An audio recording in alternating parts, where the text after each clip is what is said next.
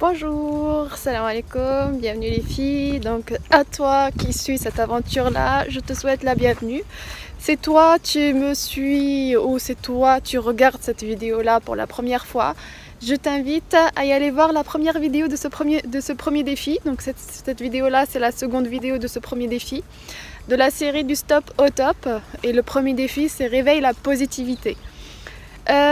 Donc si tu es déjà passé à l'action, je t'invite à poursuivre. Aujourd'hui c'est aujourd'hui c'est le second jour de ce premier défi de 4 jours. Le voilà pour cette suite là de cette seconde vidéo de ce premier défi là.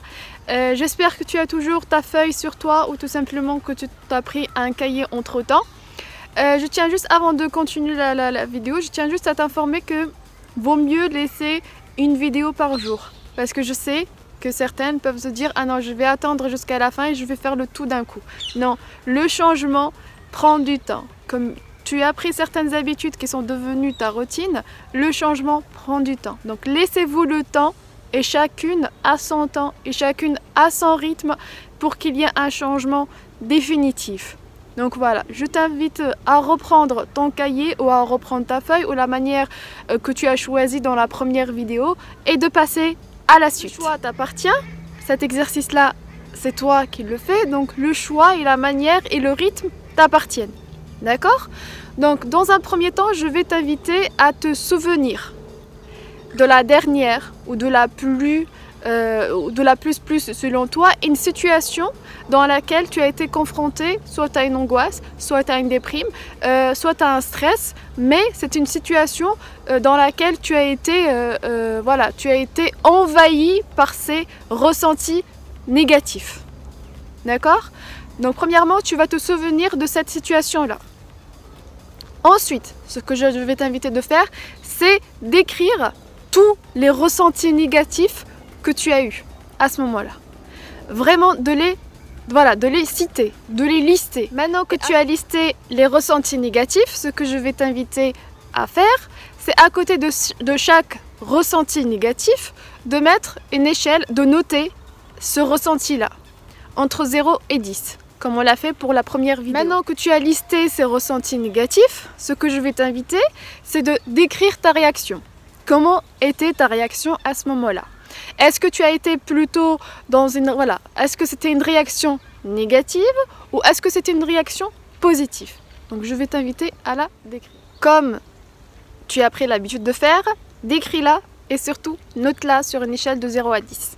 D'accord? Ensuite, donc tu as listé les ressentis négatifs, tu les as évalués sur une échelle de 0 à 10, tu as décrit ta réaction et tu l'as aussi évalué de 0 à 10. Maintenant, dans un troisième temps, ce que tu vas te demander de faire, c'est de te rappeler, de te souvenir. Ces ressentis négatifs-là, ils sont restés combien de temps? 1 heure, quelques minutes, voire une demi-journée, voire toute la journée, voire plusieurs jours. Et revenir lors du bilan. Ok? Donc, je te laisse faire cela et on poursuit la vidéo. On va passer au second temps de cette vidéo-là. C'est un petit test. Un petit test qui va te permettre de prendre conscience, de te positionner. Est-ce que tu es plutôt du genre à penser positivement ou négativement? Je vais te poser la première question. Quand tu es confronté à une situation négative et que tu en sors, après coup, qu'est-ce que tu fais? Est-ce que tu es du genre à te dire bon basta, la situation est passée, je passe à autre chose? Ou est-ce que tu es du genre à la faire tourner en boucle?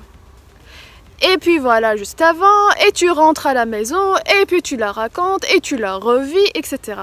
Tu fais partie de quel genre de personne? De celles qui passent à autre chose ou de celles qui font tourner la situation en boucle?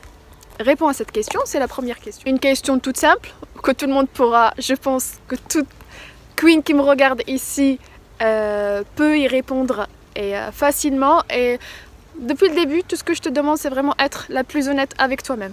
Ça, c'est vraiment le point de départ pour vraiment accéder à ce bonheur de soi. C'est vraiment être la plus honnête avec toi-même. Est-ce que tu es du genre pessimiste ou optimiste? Après avoir répondu si tu étais pessimiste ou optimiste, maintenant je vais te poser la question, est-ce que tu filtres les informations quand on te fait un compliment ou quand on... Qu'est-ce que tu retiens? Par exemple, tu es dans une situation où tu as fait un travail, où toute l'équipe, à l'exception d'une personne, t'a fait une remarque. Toute l'équipe t'a félicité à l'exception d'une personne. Qu'est-ce que tu as retenu à ce moment-là? Qu'est-ce que tu retiens? Voilà, est-ce que tu es du genre à juger une situation par mal ou bien? Ou est-ce qu'il y a un juste milieu? Donc voilà, je te laisse répondre à cette question-là. Donc quand tu vois une situation, est-ce que tu attends vraiment? Est-ce que tu es dans les extrêmes? Soit c'est trop bien, soit c'est trop pas bien.